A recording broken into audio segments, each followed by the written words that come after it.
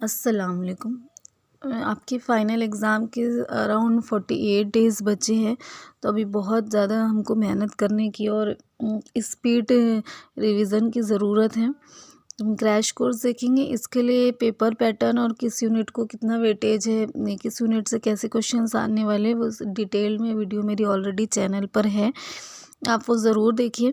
अभी हम यहाँ पर उसी के अकॉर्डिंग जो पेपर पैटर्न है, बोर्ड की गाइडलाइंस हैं, हमने देखा था कि ऑब्जेक्टिव क्वेश्चन सारे ही यूनिट से आने वाले। जो सवाल नंबर 1 का अलिफ बे जीम दाल है, खाली जगह गलत जोड़ी दुरुस्त करके लिखिए, ख़त कशीदा अल्फाज को दुरुस्त करके लिखिए, खाने में से मुनासिब इस्तिलाह की शनाख्त कीजिए। ये वाले जो सवाल है वो सारे ही 6 यूनिट में से आने वाले हैं। तो हम सभी यूनिट के एक एक करके क्वेश्चंस देख लेंगे। तो यहाँ पर हम देखते हैं सवाल नंबर 1 अलिफ कौस में दिए गए सही मुतबादिल को मुंतखब करके दर्जेल बयानात मुकम्मल करें और उसे दोबारा लिखें। बुद्ध खानकाहों में राहिबों को कहा जाता था।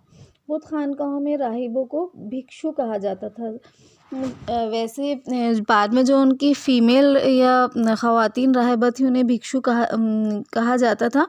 लेकिन शुरुआत में जब बुद्ध खानकाहें बनी तब उसमें ख़वातीन को इजाज़त नहीं थी, सिर्फ़ मर्द ही राहिब हुआ करते थे और उन्हें भिक्षु कहा जाता था। फिर जब बाद में ख़वातीन आई तो भिक्षुनी कहलाने लगी। दूसरा सवाल है खुसूसी शादी का कानून स्पेशल मैरिज एक्ट साल में पास किया गया था। ये स्पेशल मैरिज एक्ट या खुसूसी शादी का कानून साल 1954 में पास किया गया था।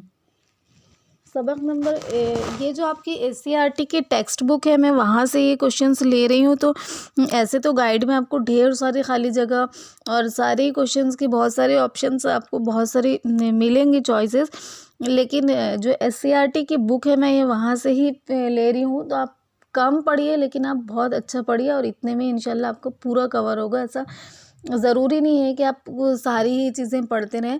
वैसे क्लास में एक्सप्लेनेशन अगर आपने सुना होगा अच्छे से तो अब बहुत सारी ये ऑब्जेक्टिव क्वेश्चंस तो आप वैसे ही कर लेंगे। तो ठीक है, यूनिट 2 है भारतीय समाज के हिस्से। इसका पहला सवाल है माशरे में सानवी किस्म के ताल्लुकात अहम है। सानवी किस्म मतलब कि जो प्रोफेशनल रिलेशन होते हैं कि बस एक दूसरे से काम के लिए रिश्ता रखा जाता है, ऐसे बहुत ज़्यादा क्लोज़ नहीं होते या पर्सनल नहीं होते।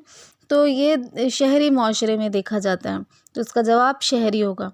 दूसरा क्वेश्चन है हिंदुस्तान में 55% से ज़्यादा कबायली आबादी मुल्क के ये वस्ती इलाके में पाई जाती है। उसके बाद में हमारा यूनिट 3 है भारतीय समाज में तनु और इत्तेहाद। इसमें पहला सवाल है जीन्स है। जीन्स जीनियाती है, नेचुरल विषय और जीनियाती से कंफ्यूज हो सकते हैं कि फितरी जीन्स फितरी भी तो है, मतलब इंसान तो बाय बर्थ ही लड़की या लड़का होता है, तो फिर फितरी है ये जीनियाती है। लेकिन फितरी जो आपकी खुसूसियात या जो आपकी आदत होती है वो फितरी होती है, लेकिन ये पूरा जेनेटिक है। तो जीन्स जीनियाती है, लर्न तो ये हो नहीं सकता। दूसरा सवाल है समाजी तफावत तफरीक की हौसला अफजाई करता है। समाज में जब तफरीक है, तफावत है, भेदभाव है, तो वो तफरीक़े की हौसला अफजाई करेगा। इत्तेहाद या यकसानियत तो इससे हो नहीं सकती।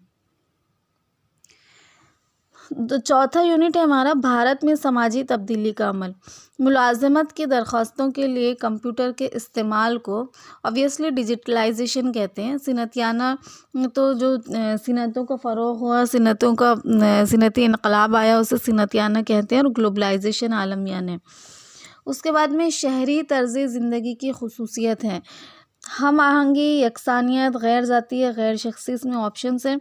तो हम आहंगी तो ये गाँव के लोगों में आमतौर पे देखी जाती है। यकसानियत भी, ये यकसानियत ऐसी पर्टिकुलर खुसूसियत नहीं है, ये गाँव में भी हो सकती है, शहर में भी हो सकती है, कबायली इलाक़ों में भी हो सकती है, लेकिन मोस्टली ये कबायली तर्ज़ ज़िंदगी खुसूसियत है यकसानियत कि ये लोग एक जैसा तर्ज़ ज़िंदगी गुजारते हैं, इनके प्रोफेशन एक जैसे होते हैं और इनकी सारी चीज़ें यकसां होती है। बहरहाल इस सवाल का जवाब है गैर ज़ाती या गैर शख्सी। लोग इम्पर्सनल होते हैं, एक दूसरे के साथ में क्लोज़ नहीं होते, पर्सनल नहीं होते।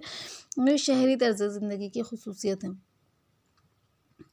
उसके बाद चिपकू तहरीक के लिए है चिपकू तहरीक आपको पता ही होगा कि जब एक मर्तबा पेड़ काटे जा रहे थे तो ख़वातीन उससे चिपक गई थी और वो तहरीक चिपकू तहरीक के नाम से मशहूर हुई थी।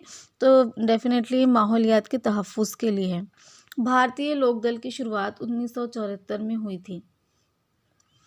हमारा आखिरी यूनिट है भारत में समाजी मसाइल।